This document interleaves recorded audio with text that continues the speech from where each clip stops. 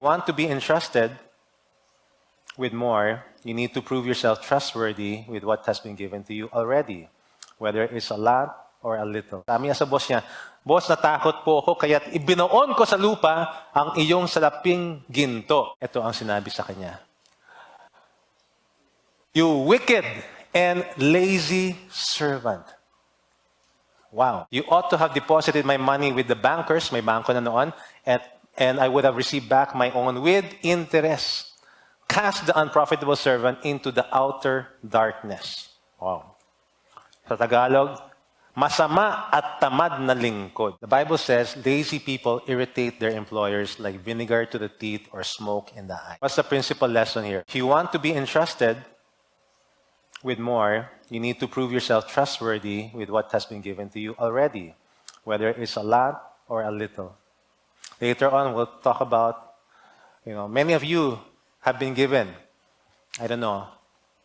1 peso, 1,000, 10,000, 100,000, 1 million.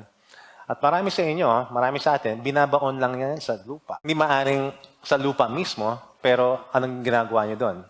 Nilalagay nyo sa savings account, ATM account. Magkano ba kita ng ATM account? Wala. Tinatawagan na kayo ng bankero nyo. I-deposit nyo na raw. So the mindset is, God's will is that we will be good and faithful stewards. And there are 3 important principles in stewardship. We must be faithful with what God has given us, whether it's a little or a lot. That's number 1. Number 2 is we must be faithful with what God has given us, or He will take it away. Diba? Marami sa atin sinasabi, ba't kaya yung mga mayaman, mas lalong yung mayaman? At yung mga mahirap, mas lalong ang humihirap. Yeah. And number 3, we must be faithful with the use of another's possession. Just like what yung sabi, ito minana ko, parang mas kailangan maging faithful ako dahil hindi ko ito pinaghirapan. Although, our attitude should also be the same with our 13-month pay.